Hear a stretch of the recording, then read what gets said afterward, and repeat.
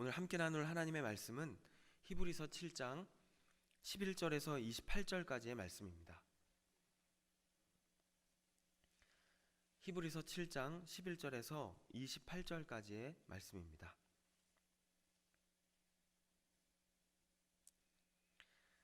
우리 같이 합독하도록 하겠습니다.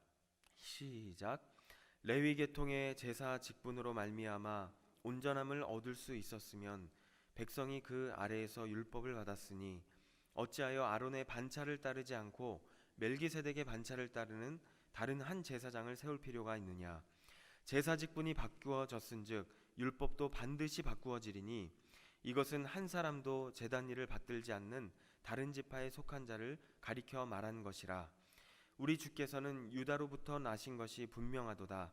이 지파에는 모세가 제사장들에 관하여 말한 것이 하나도 없고 멜기세덱과 같은 별다른 한 제사장이 일어난 것을 보니 더욱 분명하도다. 그는 육신에 속한 한 계명의 법을 따르지 아니하고 오직 불멸의 생명의 능력을 따라 되었으니 증언하기를 내가 영원히 멜기세덱의 반차를 따르는 제사장이라 하였도다. 전에 있던 계명은 연약하고 무익함으로 패하고 율법은 아무것도 온전하게 못할지라. 이에 더 좋은 소망이 생기니 이것으로 우리가 하나님께 가까이 가느니라. 또 예수께서 제사장이 되신 것은 맹세 없이 된 것이 아니니 그들은 맹세 없이 제사장이 되었으되 오직 예수는 자기에게 말씀하신 이로 말미암아 맹세로 되신 것이라. 주께서 맹세하시고 뉘우치지 아니하시리니 내가 영원히 제사장이라 하셨도다. 이와 같이 예수는 더 좋은 언약의 보증이 되셨느니라. 제사장 된 그들의 수요가 많은 것은 죽음으로 말미암아 항상 있지 못함이로되 예수는 영원히 계심으로 그 제사장 직분도 갈리지 아니하느니라. 그러므로 자기를 힘입어 하나님께 나아가는 자들을 온전히 구원하실 수 있으니 이는 그가 항상 살아계셔서 그들을 위하여 간구하심이라. 이러한 대제사장은 우리에게 합당하니 거룩하고 악이 없고 더러움이 없고 죄인에게서 떠나 계시고 하늘보다 높이 되시니라. 그는 저 대제사장들이 먼저 자기 죄를 위하고 다음에 백성의 죄를 위하여 날마다 제사 드리는 것과 같이 할 필요가 없으니 이는 그가 단번에 자기를 드려 이루셨음이라.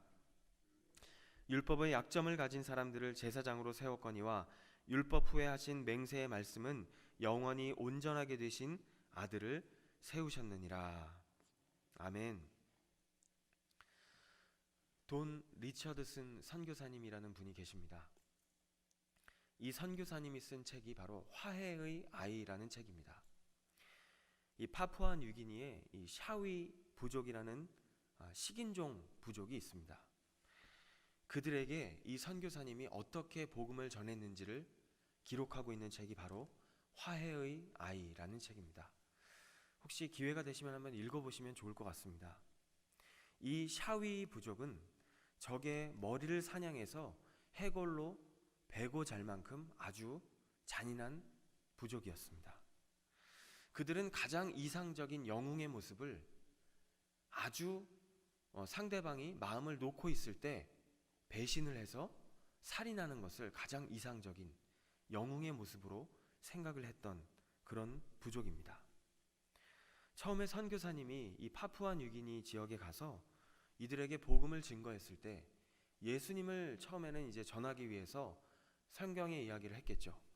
그런데 이들이 가장 관심을 많이 가지고 환호했던 부분이 가롯 유다의 배신이었다고 합니다. 왜냐하면 자신들이 가장 이상적으로 생각하는 그런 배신의 모습이었기 때문입니다.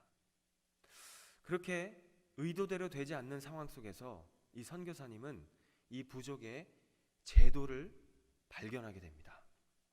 이 풍속이 있는데 그 풍속이 바로 화해의 아이였습니다. 이 화해의 아이란 두 부족 간의 충돌이 있을 때 서로 자신의 부족에 있는 아이를, 이 어린 아이를 화해의 상징으로 서로 교환을 하는 풍습을 이야기합니다. 이 아이를, 아주 갓난아이죠, 어린아이를 교환함을 통해서 그들은 서로 화해를 하게 되고 서로에게 싸움을 걸 수가 없겠죠. 이 아이가 죽기 때문이죠. 그리고 실제로 싸움이 일어나면 이 아이를 가장 먼저 죽인다고 합니다. 그래서 이 아이가 교환이 되고 난 이후부터는 서로 화해가 지속이 된다고 그렇게 믿어왔습니다. 이 선교사님은 이 화해의 아이 풍습을 통해서 그들에게 복음을 증거하게 됩니다. 바로 예수님이 하나님과 사람들 사이에 오신 화해의 아이라고 이야기를 하는 것입니다. 이렇게 그 선교사님은 이 샤위 부족에게 복음을 전할 수 있었고 그들은 예수 그리스도를 영접하게 되었습니다.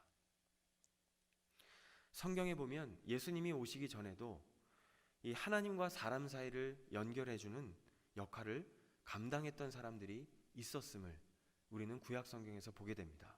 바로 제사장입니다. 그런데 오늘 본문은 그러나 결국 구약 시대의 제사장들의 한계를 이야기하면서 예수 그리스도께서 우리를 위해 진정으로 오신 참 제사장이심을 이야기하고 있습니다.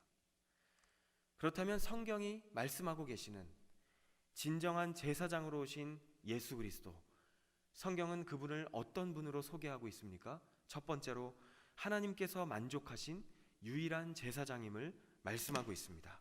우리 20절과 21절 말씀을 함께 보겠습니다. 또 예수께서 제사장이 되신 것은 맹세 없이 된 것이 아니니 그들은 맹세 없이 제사장이 되었을 때 오직 예수는 자기에게 말씀하신 이로 말미암아 맹세로 되신 것이라. 주께서 맹세하시고 뉘우치지 아니하시리니 내가 영원히 제사장이라 하였도다. 아멘. 예수님은 하나님께서 이미 구약 시대부터 맹세해 놓으신 제사장이라고 말씀하고 있습니다. 사실 그렇습니다. 출애굽기 28장에 보면 하나님께서 아론을 통해서 제사장으로 이제 세우실 때 아론에게 제사장을 맡기시면서 맹세는 하지 않으셨습니다. 단지 명령하셨다는 것을 우리는 본문을 통해 보게 됩니다. 출애굽기 28장 1절에서 3절은 이렇게 말씀합니다. 너는 이스라엘 자손 중 내 형 아론과 그의 아들들 곧 아론과 아론의 아들들 나답과 아비후와 엘르아살과 이다마를 그와 함께 내게로 나아오게 하여 나를 섬기는 제사장 직분을 행하게 하되. 3절은 이렇게 말씀합니다. 너는 무릇 마음에 지혜 있는 모든 자 곧 내가 지혜로운 영으로 채운 자들에게 말하여 아론의 옷을 지어 그를 거룩하게 하여 내게 제사장 직분을 행하게 하라. 하나님은 이렇게 명령하셨지 맹세한 적이 없으세요. 그런데 예수님을 세우시겠다는 부분에 있어서는 맹세하시는 것을 우리는 시편 110편 다윗의 시를 통해서 예언되고 있음을 보게 됩니다. 시편 110편 4절은 이렇게 말씀합니다. 여호와는 맹세하고 변하지 아니하리라. 이르시기를 너는 멜기세덱의 서열을 따라 영원한 제사장이라 하셨도다. 이것이 바로 예수님을 예언하고 있는 메시아 시입니다. 그렇습니다. 이것이 무슨 말입니까? 하나님께서는 예수님을 오래전부터 계획하시고 준비하시고 정말 진정한 제사장으로 작정하고 계셨다는 것입니다. 히브리서 7장 22절의 본문도 이렇게 말씀합니다. 이와 같이 예수는 더 좋은 언약의 보증이 되셨느니라. 더 좋은 언약의 보증이 되셨느니라. 바로 예수 그리스도만이 우리를 위해 오신 참된 제사장, 오직 그분을 통해서만이 하나님 앞에 나아갈 수 있음을 믿으시기를 간절히 소망합니다. 두 번째로 성경은 진정한 제사장으로 오신 예수님을 어떤 분으로 소개하고 있습니까? 항상 살아계신, 지금도 살아계신 영원한 제사장으로 소개하고 있습니다. 23절에서 25절입니다. 우리 같이 읽겠습니다. 제사장 된 그들의 수요가 많은 것은 죽음으로 말미암아 항상 잊지 못함이로되 예수는 영원히 계심으로 그 제사장 직분도 갈리지 아니하느니라. 그러므로 자기를 힘입어 하나님께 나아가는 자들을 온전히 구원하실 수 있으니 이는 그가 항상 살아계셔서 그들을 위하여 간구하심이라. 이 레위 지파의 제사장들도 아무리 괜찮은 사람이라 할지라도 결국 죽을 수밖에 없는 인간이었습니다. 그렇죠. 아무리 괜찮은 사람도 언젠가 죽는다는 것입니다. 그리고 이 구약 시대, 율법 시대는 어떤 시대입니까? 이 율법은 죄를 지적하고 드러내는 기능을 가졌죠. 누군가의 도덕적인 상태를 평가할 수 있는 기준이 될지는 모르지만, 그러나 그 누구에게도 영적인 생명을 가져다 줄 수 없는 것이 바로 율법이었다고 우리가 이야기합니다. 그것이 율법의 특징이면서 율법의 연약함인 것이죠.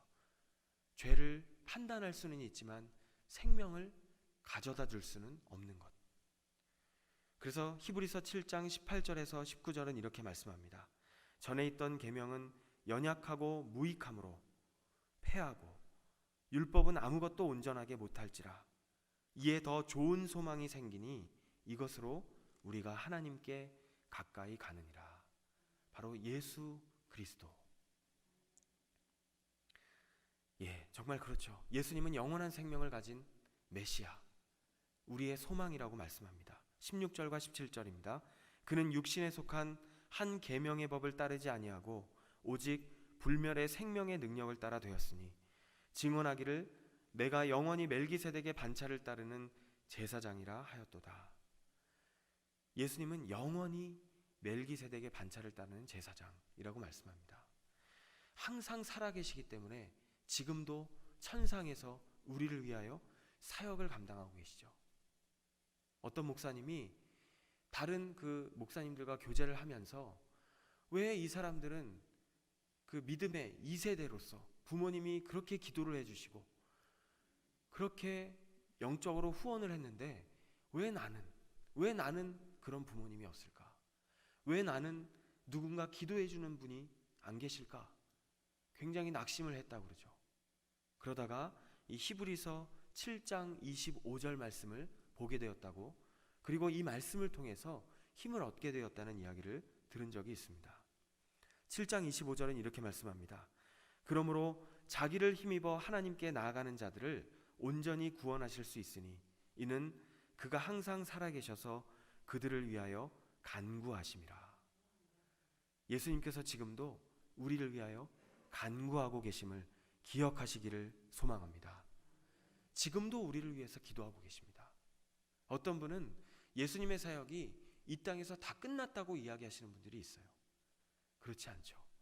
지금 이 순간에도 하늘에서 하나님 보좌 우편에서 우리를 위해서 간구하고 계시다는 사실을 기억하며 살아가실 수 있는 오늘 하루가 되실 수 있기를 축복합니다. 그리고 예수님은 또 어떤 역할을 우리에게 감당하고 계십니까? 진정한 제사장으로서요. 요한 1서 2장 1절에 보니까 이렇게 말씀합니다. 나의 자녀들아, 내가 이것을 너희에게 쓰면 너희로 죄를 범하지 않게 하려 함이라. 만일 누가 죄를 범하여도 아버지 앞에서 우리에게 대언자가 있으니 곧 의로우신 예수 그리스도시라. 우리가 죄를 지을 때요, 하나님 앞에서 변호를 해주시는 분이 바로 예수 그리스도라고 말씀하고 있습니다. 예수님은 지금 이 순간에도 우리를 위해서 사역하고 계십니다. 성경은 진정한 제사장으로 오신 예수님을 또한 어떤 분으로 소개하고 있습니까? 세 번째로 죄가 없으신 그 예수 그리스도께서 우리의 제사장이 되신다고 말씀합니다. 흠없고 죄가 없으신 제사장, 그분이 바로 예수 그리스도라고 말씀하고 있는 것입니다. 26절과 27절은 이렇게 말씀합니다. 이러한 대제사장은 우리에게 합당하니 거룩하고 악이 없고 더러움이 없고 죄인에게서 떠나 계시고 하늘보다 높이 되신 이라. 그는 저 대제사장들이 먼저 자기 죄를 위하고 다음에 백성의 죄를 위하여 날마다 제사 드리는 것과 같이 할 필요가 없으니 이는 그가 단번에 자기를 드려 이루셨습니다. 단번에 자기를 드려 이루셨습니다. 예수님만이 죄가 없으시기 때문에 우리의 죄를 대신 짊어지실 수 있는 것입니다. 어떤 죄 있는 사람이 다른 사람의 죄를 대신 짊어질 수가 있겠습니까? 예수님은 죄 없으신 온전하신 하나님의 아들이라고 성경이 말씀하고 있습니다. 그래서 히브리서 7장 11절 오늘 본문의 가장 첫 구절은 이렇게 말씀합니다. 레위 계통의 제사 직분으로 말미암아 온전함을 얻을 수 있었으면 이 백성이 그 아래에서 율법을 받았으니 어찌하여 아론의 반차를 따르지 않고 멜기세덱의 반차를 따르는 다른 한 제사장을 세울 필요가 있느냐. 레위 지파의 제사장들이 온전했다면 왜 예수를 세울 필요가 있었겠는가 하는 것입니다. 여기서의 온전하다라는 단어의 뜻을 보니까 이것이 이때 당시에요. 사실 이 온전함이라는 단어가 하나님께 드렸던 제사와 관련해서 사용되었던 단어입니다. 그런데 하나님께 가까이 나아간다고 했을 때 얼마만큼 가까이 나아갈 수 있는가, 이런 의미로 이 온전함이라는 단어를 보면 구약의 제사장은 1년에 한 번 있는 이 대속죄일에 자기 혼자서만 지성소에 들어갑니다. 그리고 하나님을 만나고 그리고 나와서는 백성들에게 하나님의 뜻을 전하는 그런 중간 역할을 감당했을지는 모르지만 백성들을 하나님 앞으로 직접 데려갈 수는 없었습니다. 게다가 자신들도 온전하지 않았어요. 이 11절 말씀 우리가 읽었지 않습니까? 이 제사장들은 죽음이라는 현실을 피할 수 없었을 뿐만 아니라 어떤 제사장들은요, 전임자보다 거룩하지 못했습니다. 그리고 이 구약시대의 제사장들은 대를 이어서 이 직분을 물려주는 그러한 상속이 이루어지다 보니까 어떤 제사장은 자질을 갖추지 못한 사람이 이어받기도 하였다는 것입니다. 이런 모습은 백성들을 대표하기에 적절하지 않은 모습이죠. 그러나 우리 예수님은 어떻습니까? 그분은 흠없고 티없는 순전하신 하나님의 아들, 진정한 우리의 중재자가 되실 수 있다고 성경이 말씀하고 있습니다. 얼마나 감사해요. 우리가 예수 그리스도를 통해서 하나님께 직접 나아갈 수 있다는 것이 얼마나 감사한 일입니까? 정말 생각하면 생각할수록 너무도 놀라운 사건 아니겠습니까? 그래서 더 확실한 방법이 생겼다면 그 확실한 방법을 가지고 하나님 앞에 나아가야 함을 말씀하고 있습니다. 12절과 13절은 이렇게 말씀합니다. 제사 직분이 바꾸어졌은즉 율법도 반드시 바꾸어지리니 이것은 한 사람도 제단 일을 받들지 않는 다른 지파에 속한 자를 가리켜 말한 것이라. 이제 제사 직분이 바뀌었다고 이야기합니다. 더 이상 불완전한 제사장이 하나님 앞에 사람들을 인도하는 것이 아니라, 인도하여 나가는 것이 아니라 영원하신 제사장 예수 그리스도께서 우리를 하나님 앞으로 온전하게 인도하신다고 성경은 말씀하고 있는 것입니다. 여러분, 예수 외에는 다른 길이 없음을 믿으십니까? 예수 외에는 하나님 앞에 나아갈 방법이 없다는 것을 믿으시죠? 아멘. 예수 외에 다른 길이 없습니다. 여전히 어떻습니까? 세상 사람들은 율법적인 방법을 통해서 구원에 이르려고 하죠. 자신의 행위를 통해서, 노력을 통해서 구원에 도달하려고 하는 모습을 우리는 보게 됩니다. 그러나 우리는 어떠한 사람들입니까? 예수 그리스도를 통해서 구원에 이르는, 구원을 소유한, 영생을 가진 자들, 그런 자들인 줄로 믿습니다.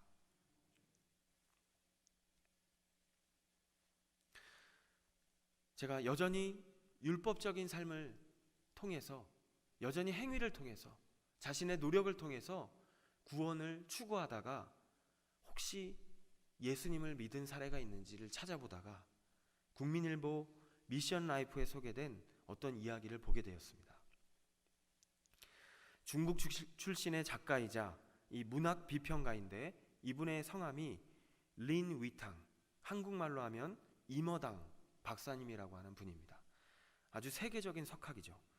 이분은 1976년에 돌아가셨는데 이분이 한때 기독교를 떠났다가 다시 기독교로 돌아오신 분이라고 합니다. 이분은 원래 선교사님의 전도를 받아서 예수님을 믿었어요. 그리고 선교사님의 도움을 받아서 미국으로 유학을 옵니다. 그런데 미국에 와서 장학금 받으면서 자유롭고 풍족하게 살다 보니까 하나님을 떠나버리죠. 그런데 공부는 열심히 했던 것 같아요. 나중에 자신이 돌아온 탕자라고 고백하면서 하나님 앞에 돌아오게 됩니다. 그런데 많은 사람들이 당신은 어떻게 기독교로 다시 돌아오게 되었습니까? 어떻게 다시 예수를 믿게 되었습니까? 라고 이야기하자 이렇게 말합니다. 나는 성경을 많이 연구해서 기독교가 어떤 종교인지, 또 유교와 불교도 많이 공부했습니다. 그런데 그렇게 종교를 비교해 본 결과 기독교에만 생명과 진리가 있었습니다. 이렇게 고백했다고 합니다. 그러면서 예를 들죠. 예를 들어 내가 깊은 우물에 빠졌는데 지나가는 사람들에게 살려달라고 소리를 칩니다. 그랬더니 석가모니가 우물 안을 들여다보며 이렇게 이야기합니다. 전생에 얼마나 못되게 굴었으면 이렇게 죽게 되었을까. 업보요 업보 하면서 나미아무탑을 관세음보살 하면서 갔다는 거예요. 그래서 불교를 바라보니 그 종교에는 살 길이 없었다고 이야기합니다. 또 지나가는 사람에게 살려달라고 외치자 이번에는 공자가 지나가다가 그 우물 안을 들여다봅니다. 사실 유교에는 내세가 없죠. 죽으면 끝인데 기어이 종교라는 이름을 붙인다면 이 도덕적인 종교라고 할 수 있죠. 이 공자가 우물 안에 있는 사람을 손가락질하면서 이렇게 얘기했다고 하죠. 야, 이놈, 네가 죽으려고 거기에 빠졌느냐? 빨리 나오지 못할까? 얼마나 책망을 하는지 이 죽게 된 사람을 건져줄 생각은 하지 않고 야단만 치고 갔다는 거예요. 유교는 책망을 잘하는 종교죠. 또다시 살려달라고 소리를 치는데 이번엔 지나가는 한 사람이 이 우물을 들여다봅니다. 예수님이셨어요. 살려달라고 소리를 질렀습니다. 예수님은 직접 줄을 메고 우물 안으로 내려와서 자신을 업고 줄을 타고 올라가서 죽을 수밖에 없는 자신을 구해주셨다. 그는 이런 우물을 비유로 자신이 예수님을 믿을 수밖에 없는 이유를 설명합니다. 그러면서 이렇게 얘기하죠. 살 길은 여기에 있고 문제 해결은 예수님께 있다는 것을 깨닫게 되었습니다. 기독교의 예수님만이 나의 구원을 위해 십자가에서 피를 흘려 죽으심으로 희생을 하신 참 구세주입니다. 그렇습니다. 우리는 이미 누군가로부터 전해 들었습니다. 그리고 영접했습니다. 그리고 영생을 소유하고 살아가고 있습니다. 그런데 이 영생이 우리가 지금 살아가고 있는 이 신앙생활이 누군가에게는 아주 오랜 시간 추구한 끝에 도달하게 된 목적지일 수 있다는 것을 생각해 본다면 지금 이곳에 있는 우리가 이미 예수를 믿고 영생을 소유하고 있다는 사실이 얼마나 감사한지 몰라요. 재작년 성탄절에 다른 교회에서 크리스마스 예배를 드릴 기회가 있었습니다. 그때 어떤 목사님이 설교를 하시면서 마지막에 이런 말씀을 하셨어요. 여러분, 예수님은 종교가 아닙니다. 예수님은 생명입니다. 그렇죠. 우리에게 영생의 영생을 선물로 주시기 위해서 십자가에서 죽으심으로 우리의 모든 죄값을 대신 치르시고 예수님은 부활하셨습니다. 우리에게 영생을 선물로 주시기 위해서. 사랑하는 여러분, 예수님은 종교가 아니라 생명인 것을 믿으시기를 바랍니다. 오늘도 생명이 되신 예수 그리스도, 그분을 깊이 묵상하며 주님이 주시는 생명을 마음껏 누리며 그 생명으로 살아가시는 저와 여러분 되실 수 있기를 간절히 소망합니다.